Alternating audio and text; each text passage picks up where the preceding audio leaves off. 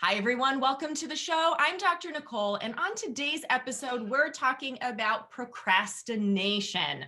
This can be a really frustrating thing to deal with as a parent, especially as kids get older and into more academics and activities and all of those kinds of things.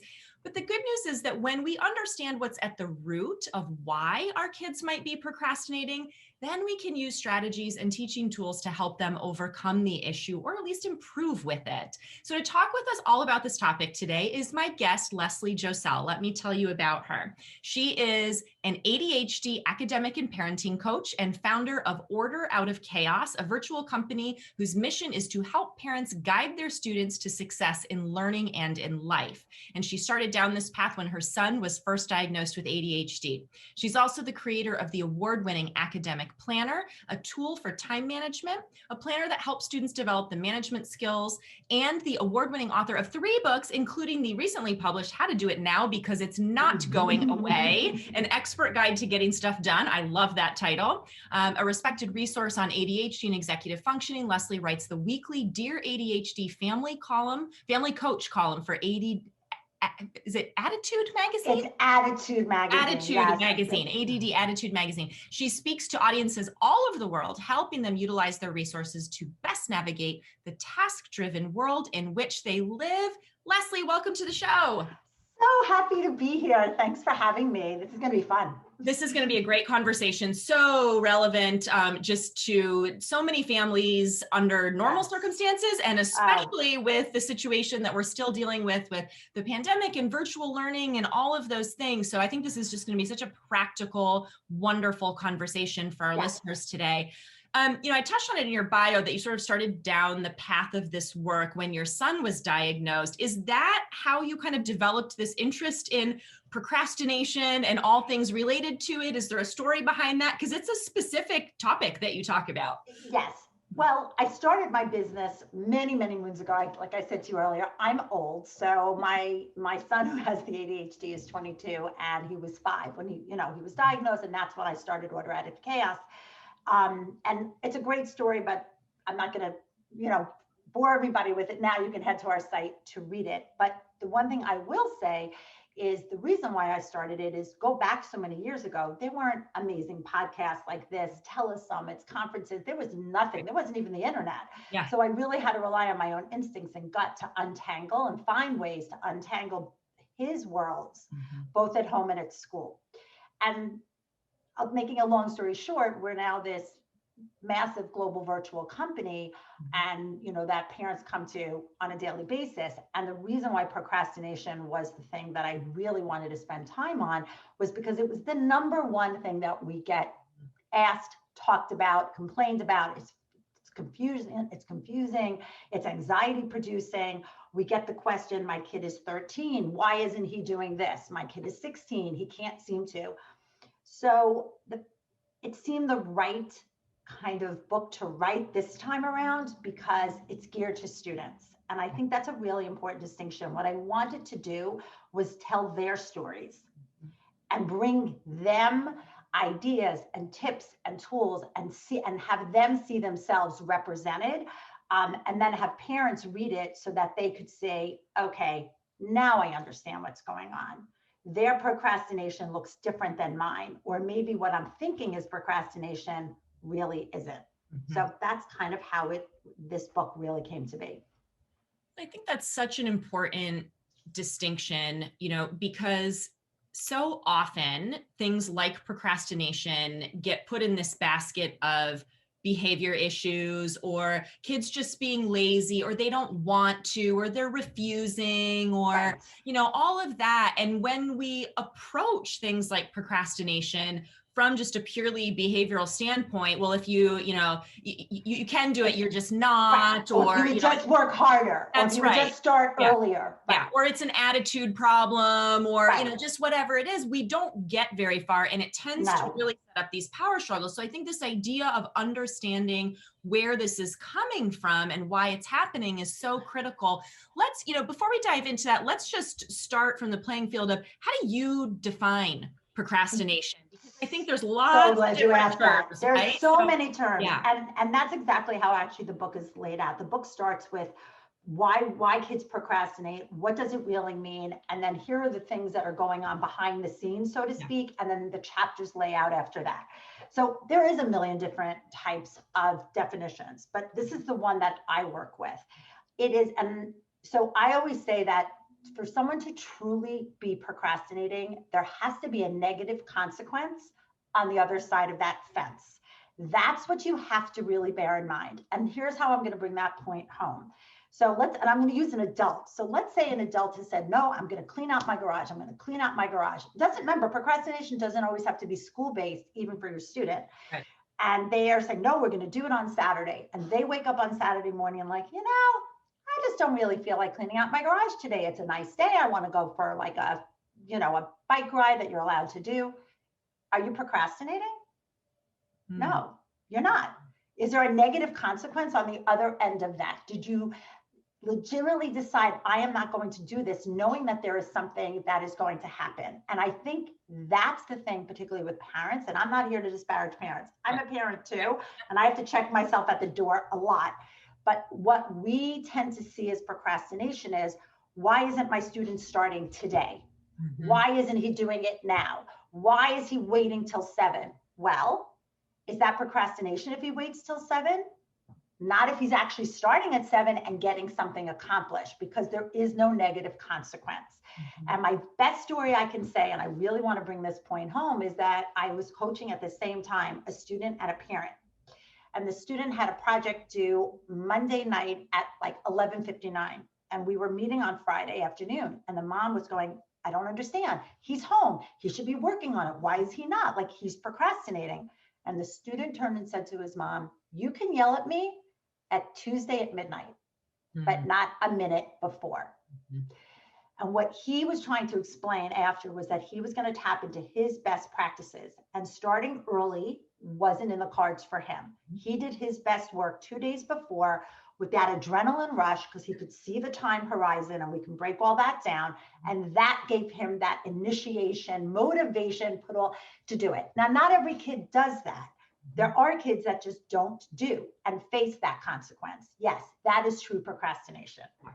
Got it. I think that's a really helpful thing to get our head around as a starting point, for sure, because You're right. There's a difference between what we as an adult might see as the ideal, or what we believe is the optimal way to do it. But the reality is it getting done? And is there a consequence on the other side of that? So I think that's a really helpful way to think about that. Right. It's like saying that, like, I always say, like, you can procrastinate. That doesn't mean you're a procrastinator. Mm-hmm. Procrastination has many shades of gray, right? You might delay something. That doesn't necessarily mean you're procrastinating on it. And heck, there's all of us sometimes don't get something accomplished, and you're okay about that. So I'm not saying that, you should just let your kid watch a video, videos all day long. But what I want to really impart to parents is that procrastination isn't black and white, and it's not always what you assume should be. There is a tremendous amount of shades of gray that go into this. Well, and it's interesting because I'm thinking about so many families that I've worked with where even between the two parents or adults in the home, there's a very different view of that, right? And you may have one who is very much this needs to get started on 2 weeks in advance and we need to be planning it out. And you might have, parent B who's like, look, I started at the last minute, and that can send a really mixed message to kids. They're getting in trouble from one parent and not from not from the other. Yes. Right. Right. And so that's a big one. And then the other thing, and I want to bring this point home too, because I talk a lot in the book about the differences. And I know some of you out there are going to go, well, that is really no different. But I feel that adults procrastinate differently or for different reasons, I should say. Yeah, let's talk about that. Students. Yeah. So there's two things that I say. Number one, you have to remember that, and I know we're adults and we also don't always have choice, but the choices that your student has, and I use the word student, it could be child, it's just how I speak, is minimal. They get asked all day long to do things that are not in their control. They have no control of their time. They have no control of what they're being asked to do, when they're being asked to do it, even how they do it. So that in and of itself is a huge, procrastinating, thing, because if you have as little control as possible for someone who says, you must do it this way, then the activation piece is really not going to be there, especially if, and if your listeners are listening, if you hear me say anything today, this is what I want you to hear, like sound on. We are super good as parents. Again, I do it too, of asking our kids, what do you have to do today? Yeah. But what we don't ask them is, do you understand what you have to do? And so much of what we are seeing underneath that procrastination is what I call skill or lack thereof. If your kid does not know how to study, they're not going to do it. If your kid does not understand where they sit in time, they're not going to activate. If your kid does not know how to organize something, I know that's super simplistic, but it's easy to understand, they're not going to. So much of what you're seeing at home might be like, oh, my kid's just being like, doesn't want to. And there's that behavior thing. And I'm like, do they understand what it is they're being asked to do? Mm-hmm. And trust me, there's a very difference between knowing I have to study for a test than do I know how to study for my test? Right. I think that is just such an important thing to understand, the underlying piece of that. And I see that all the time in practice. I'm thinking about a 17-year-old senior in high school that I had a session with yesterday. And we were talking about this exact thing of how when she doesn't understand something, she perceives that it's going to be really difficult. It's going to take a long time. She's not going to be successful with it. Then that anxiety gets going, and then she just shuts down to it and can't start it and doesn't do it. And she gets consistently blamed by parents and teachers for, putting everything off and you're not doing stuff. And she had a really big realization for herself that a lot of it comes down to those skill deficits of, in her case, not really having good skills for getting help for herself. What do you do when a teacher has given an assignment, you're sitting in class, you're taking notes, you're doing all the things, and you still don't get it? What do you need to do to get support for yourself around that, as opposed to just going home and then sitting there, biting your nails, getting worked up, distracting yourself with other things because you don't know how to do the paper that you've been asked to write? And I think the understanding from a skill deficit standpoint is so critical. And you just gave, I'm done. We can shut the podcast off now, but that's exactly it. And my point is, I don't feel we discuss enough about, when we talk about procrastination, we don't talk about skill deficits. If you read articles about procrastination, we talk about self-regulation. Some people are still talking about time. We're talking about mood, and yes, but no one's talking about skill, particularly in students. And we know, and I know we don't want to go down the whole, executive functioning, parade, but we're talking about brain-based behavior. Procrastination is never the answer. It's what the mask is. There's always, and that's how the book is laid out, there's always something going on under it. It could be something as simple as organizing, or it could be something a little more nuanced as like decision fatigue, right? If your child has a really hard time making choices because open-ended questions, flood the brain, that's going to show up in some as procrastination. So that's number one, why I find this conversation so fascinating, because people ask me all the time, well, how do you, I'm like, you've got to get into the underbelly. Yeah. You've got to play some I Spy. You've got to, and as parents, you will start to see things. You'll be like, okay, I'm noticing like they have no time management skills, or they're not planning or, prioritizing. So you start to kind of see where the deficit is. Like, our listeners have heard me speak many times on many different episodes about, this image of the iceberg with behavior with kids, and procrastination is what we see above the surface, right? That may be the behavior that we're seeing, but we have to look at what is underneath that, beneath the surface of the water, and say there's lots of reasons why that's happening. And it 99.99999% of the time is not because they want to make us crazy and tear our hair out. That going back to that, Ross Greene quote of kids do well when they can, right? Kids do well when they can. And if that's my quote, that is my quote. He was my lifeline when my son, so I drink his Kool-Aid. Yeah, that's right. And we've had him on the show before. He's great.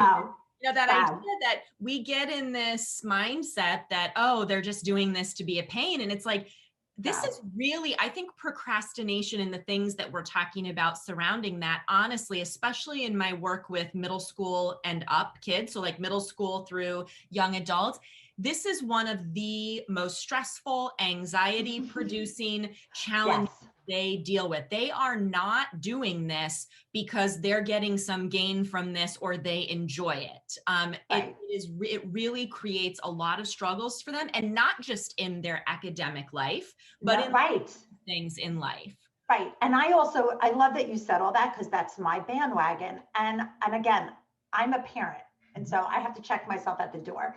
But I'm not disparaging parents when I say this, but so I will go back to, and this is a great tip for all of your listeners, is so I'm going to just use time as an example, because after procrastination, time and study skills tend to be the thing that comes up a lot.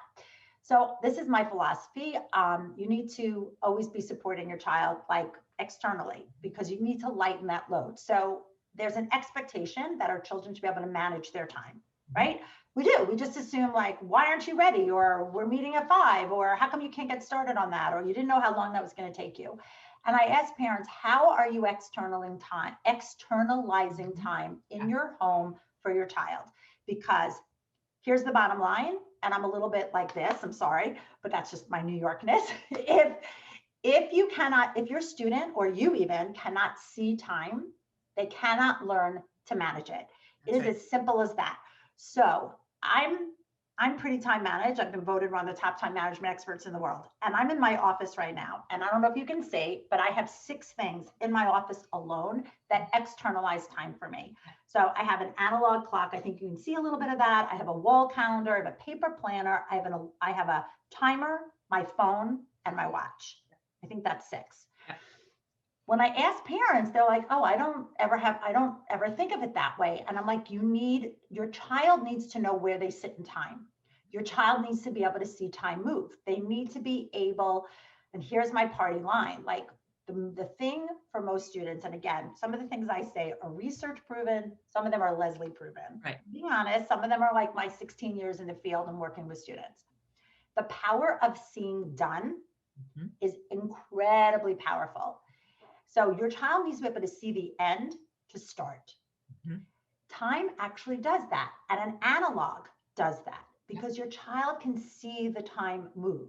So any way that you can externalize time for your child, like I want you to go, and this is my challenge, ask your child when they were sitting in class, when they were in person, and they could not get through the class, they were done, put a fork in them, they wanted to get out. The first thing they look for is the clock on the wall, because they want to see how much time do I have left. And what that allows them to do is like get themselves motivated. Okay, they play a game with themselves. I've got 5 more minutes. I can see this through. They pause, they picture, and they pace themselves because they can see done. Yeah. But if you're not doing any of that at home, like that whole philosophy of my child should just be able to, it's just not fair. Right. I totally agree. And I think there's so many great tools for doing that. We've got the analog clock. Analogs. We've got even for younger kids or even older kids, sand timers. They make sand timers in I have them all. Variety of I times, use them. I love like them. 10 seconds all the way up to 30 minutes. Those are a great visual thing. The visual timers now, there's, so many options for that. So many options. But I think that's such a great point, especially for those of us raising kids with these challenges who don't experience these things ourselves. It's really hard to understand, well, what do you mean they don't get time? Well, they don't. And so to say, okay, well, I am not a person who needs this, or my other child has a more internalized sense of time. They don't need that, but these kids do need it. And so I love what you're saying about make these things accessible in the environment. And then as they get older, teach them to use those things. I've got kids in college and, even beyond into their adult lives who, when we teach them as kids how to use these tools for themselves, then they go on to be adults who know how to use these kinds of tools to support themselves in their work, in their home life. So I think it's really important.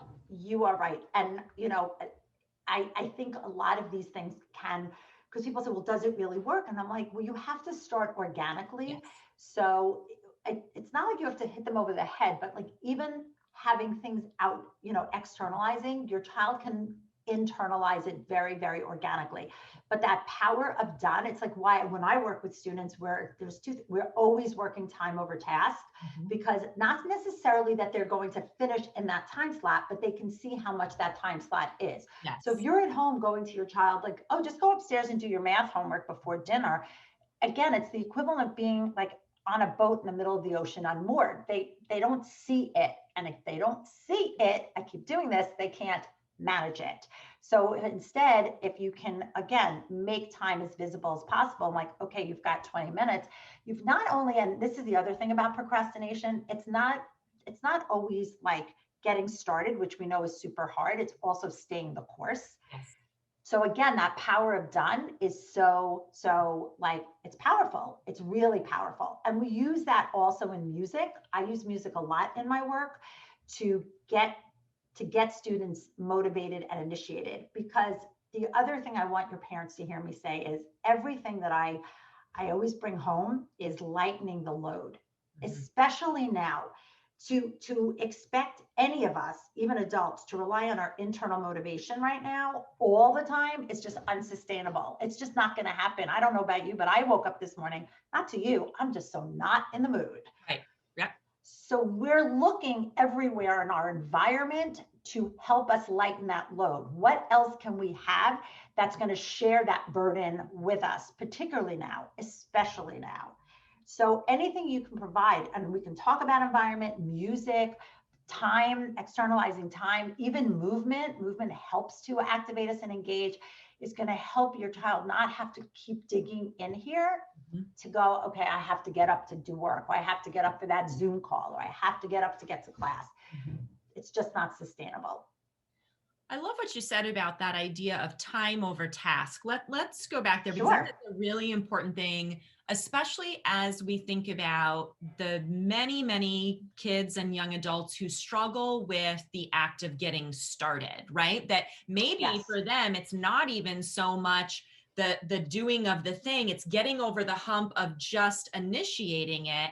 And I Right. think that's such a powerful thing for parents and professionals to grasp, that it's often an easier starting point to focus on, let's just work on it for this much time. The focus doesn't have to be the getting of the thing done. No. Let's set a goal, even if it's 1 minute or 5 minutes or whatever it is, because once they can get into it and get started and feel like it's doable, many of them then can keep going with it. So talk a bit more about that time over task. Okay. So I'm going to broaden it up a little, because how I view it is what I call removing all your barriers to entry. So so this is my little anecdote. When my son was first diagnosed, I realized for him, what he couldn't see didn't exist. There were barriers to entry everywhere in his world. So a physical barrier could be a closet door. If you have a young kid at home and they can't see what's on the other side of the closet, and that's frustrating, or they're not putting things away, get rid of the door. That's as simple as even height is a barrier to entry. But time can be a barrier to entry. One, if your kid does not know where they are in time, if you don't have that, that's a barrier.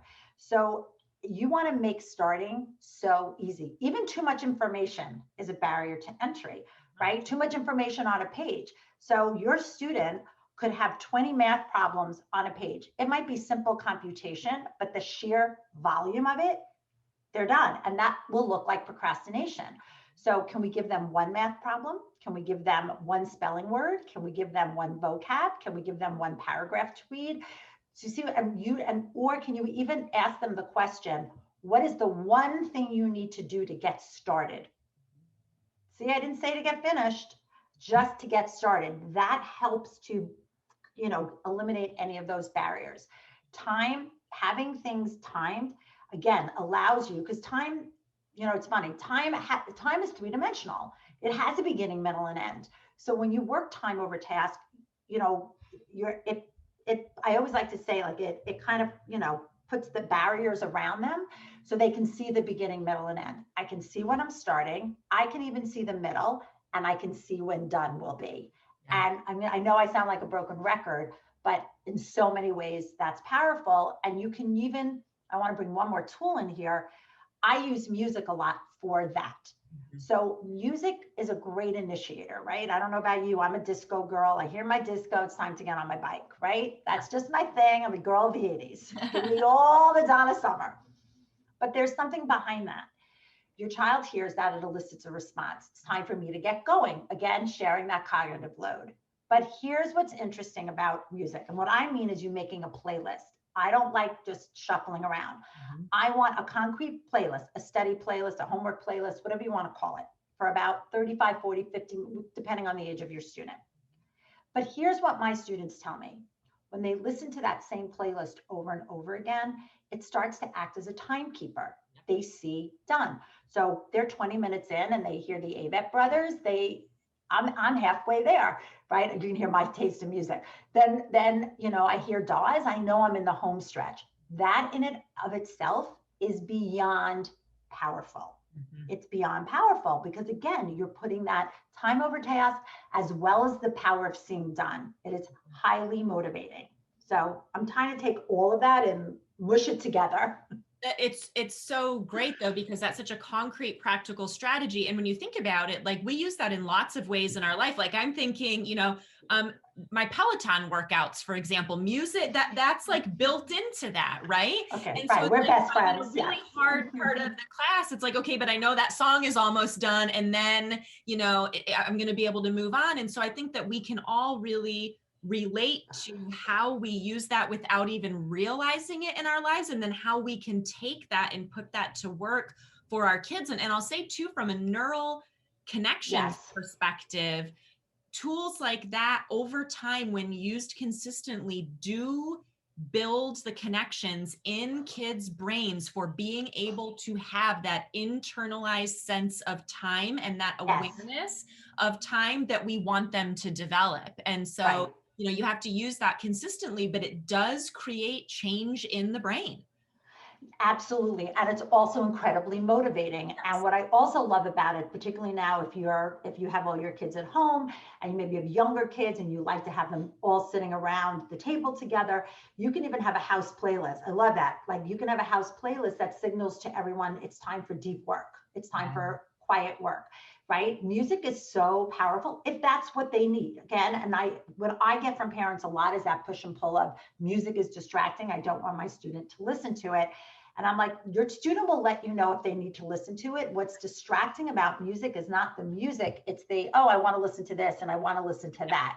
So again, if you can do it right, it can actually be an incredibly anti-procrastination tool. If you were to look, if you read the book, you'll hear that we did interviews we went way back and interviewed all of my students, or a lot of them. And we asked them, we call them classroom confessionals. And we asked them, like, what's the best grade you ever got for something you didn't study for? Like fun questions. But then we also asked them, like, what's your number one study tool? Like, what was your number one? Hands down, music. They all said music. And it doesn't have to be a certain kind of music, like figure out what works for them. For some, it might be instrumental music because words get in the way. For others, it might be, songs with lots Hamilton.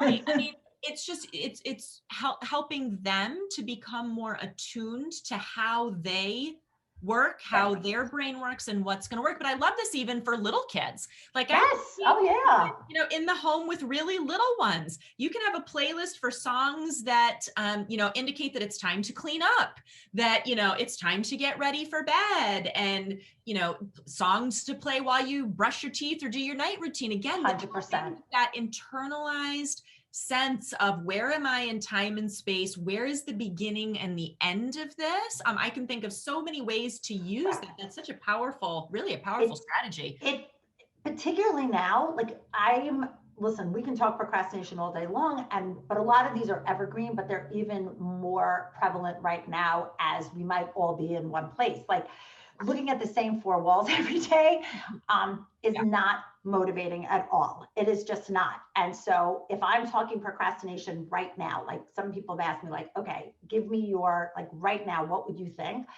Other than like what I've said about like externalizing time and music, I would also tell you movement. Yes. You have to get moving. And again, moving is highly motivating. So I kind of equate it I know I'm going to sound crazy, but I am a little crazy. It's like that sneaky chef. You know, the sneaky chef who like stuffs zucchini in the brownies. You kind of know it's there, but you don't really know it's there, but you're eating it anyway because you're like, it's kind of the same with movement. Like you're working, but you're moving, so you don't feel it as much. If anything comes out of this podcast for your listeners, is I want them to keep repeating to themselves, lighten the load, because everything is so heavy right now. And pandemic or not, even after, there, a lot of your kids will feel very heavy. So again, how can you share that load? Movement helps to share it.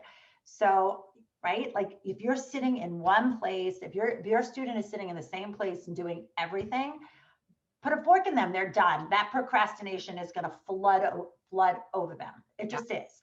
So you've got to get them moving into different locations. You've got to be playing games. One of my favorite things that I do with younger students is I do something called hide the homework. So if you have younger kids, and it's if you take all the work they might have for that day, maybe a math sheet, vocab, spelling, whatever it is, and you literally hide it around your house. And the crazier, the better. So you're going to put math in the bath. You might put a science sheet on top of the toilet. You might put English under the kitchen table, something else in the pantry closet. Doesn't matter. We don't give a you know what. We just want them to do it. But what you're doing is you're adding energy around, you're adding something that making it game-like. And when something has energy and it's game-like, it's fun and therefore it's motivating. So if you have older students, okay, they might not want you to be like, hiding homework. But I do have older students, I have to say this, who take a pillow, hop into the bathtub with their laptop and freaking love it. Right. Love it. Giving them those opportunities to figure out where are the environments that are going to work for them and that movement. And there's so much science behind that. I mean, we recently had Dr. John Rady on the show, who's the big researcher, around movement and exercise and the brain. I mean, there's so many studies now that show that. And yet still, especially when we look at in the realm of like, education and what goes on in the classroom and homework, we do this still sitting thing, which is sit still and listen. We're sit still sitting. sitting. Homework. And it's like, no, that is the opposite of what the research tells us we should be doing. We have to let them move. Right. And so here's a tiny silver lining, if we can even have one during this pandemic. I actually have students who have said the pandemic has actually been good for me because I cannot sit at 8 o'clock in the morning in calculus class listening to a professor. I'm home. I'm lying on my floor. I'm lying upside down. I have it blasting and I'm walking. I'm doing laps is how I speak. Laps around my bedroom. I'm not starting at 8 in the morning. I'm starting at 8 o'clock at night. I'm going outside. I am, walking my dog with flashcards because that movement is helping me lay down my learning. I have, I make all my students giant Post-it notes. I want you not only moving your body, I want you moving your brain, because the more you can put your whole self in, again, you're going to lighten that load, and it's motivating. And I don't know if I'm going to get shot down for this, and that's okay, because I don't always come to the table as, I'm a little different, and that's fine. That's what I love. But people ask me all the time, like, what's for you the definition of distraction? And my definition, or the opposite of distraction, is actually movement. Because when we move, we focus more, right? We're not sitting there going, I'm working on math. I know you can see me. I'm working on math. I'm kind of working on math. I'm pretending to work on math. I'm so not working on math. Where's my phone? But if I'm moving and I'm writing and I'm walking and I'm pacing and I'm sitting on top of the toilet, I'm sorry, I don't care. The urge to grab my phone and be distracted diminishes. So I just want to bring that up as like, a very different way of looking at distractibility. That's it. Yeah, no, I think it's so important. And again, that piece of us as adults being able to separate what works for us and what we think is the way that things should be done 100%. versus what works for them and what's effective. And I think that's really a key in all of this, whether it's with our own children or, if you're a teacher with kids in the classroom or a therapist or whatever, to recognize that this is about helping kids tune into what is going to be effective for them. It may look very different from how we would approach things, and that's okay. Oh my goodness. So I'm going to share something with you if it's okay. It is free on my site. So a couple of years ago, I developed what I call, to this point, what I call a personal homework profile. It could be a personal study profile. And there's 15 questions on it. And because what we have all found out is I might like to study in quiet. You might like to work with noise. I like to get something done 3 weeks ahead of time. You might like to get something done the day before. I need music. You don't. My energy level is in the morning, yours is at night, and on and on and on we go. And what we developed is 15 questions that your students should answer. And it's asking those questions in different scenarios. So one will be regular homework, one will be studying for an exam, one will be reading, and one would be projects and tests. And like long-term projects. And what's so fascinating is what parents say, it's one of the best tools. Because again, you're allowing, remember, I'm going to go all the way back to the beginning when I said that your student feels that they don't have control. This is where they have control. This is when they can turn around and say, I do my best work in the bathtub at 8 o'clock at night with music blaring. So it's free on our site. It's a download.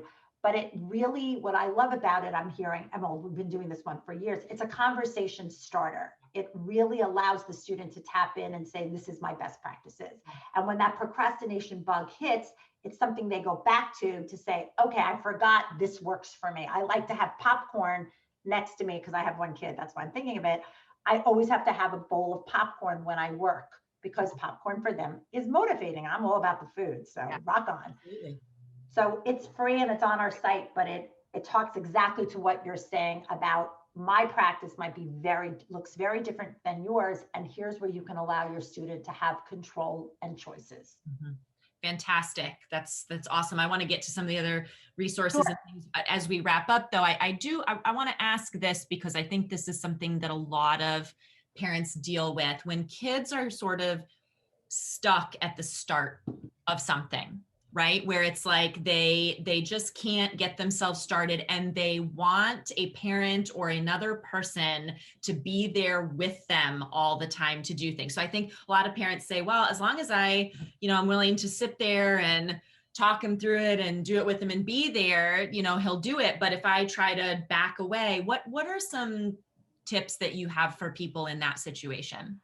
So there's actually a term for it, and it's called body doubling. And it's real and it's very effective. And what it means is that your child might need and there's different levels to it, might need what's called a mirroring image. Like I'm sitting at the table, I'm at the kitchen table with my laptop. I need someone across the table from me with theirs. That's a very big body doubling. Other kids just need somebody present. They don't need you sitting with them. They need someone either in the same room, even on the same floor. I am going to tell you, and again, you might not like my answer. If you or your spouse or your partner or whomever is in a room and your child is sliding on next to you and you're going, go upstairs, go away. It's too noisy in here. It's too much commotion. Do not do that. I think right now, especially now, we need to honor that in our kids. If your child is like glued now, here's what body doubling isn't. It's not tutoring. It's not teaching. And it's also not going, you didn't get problem 22 right. No. It's no speaking. So we have variations on body doubling. Some parents are putting all their kids together at a table, putting up what I call privacy shields. So you still get the energy of having everybody there, but not feeling like you're in a fishbowl. Others are allowing, you can be in the den. I'm going to be in the kitchen. So at least I'm still here. And if you do have a child, some kids are using music as body doubling. If you can't have it, if you're not home or not able to.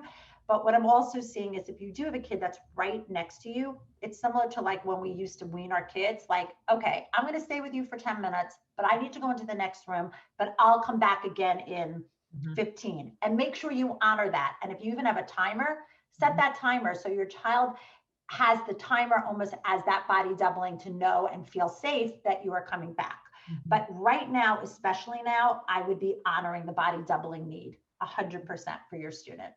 I think that's an interesting way of thinking about it in that term. It is a helpful thing. And I think too, that over time then, for a kid who maybe is really insecure or struggling to start or feeling like they need that, over time, you can start to fade that out a bit of saying, okay, exactly. I'm going to help you get started. Let's, talk through the first one. Now I'm going to have you try this one. I'm going to go check on your brother. I'll be back. But I'll come back in 10. That be specific about time. Remember that. Don't say I'll be back in a while. Be back at 10. Show it externally. But if you've got to remember, body doubling is real. It's like a force field. It keeps you on task. I used to use it all the time with my own child. He could sit in my office for hours and get work done. But if I put him alone at a kitchen table, so if that is something your child needs, especially now while their motivation is waning, I would, and if you have an older student, provide them with a different room, provide them with music to that act. Like a lot of my older students use music as a body double to help them get started.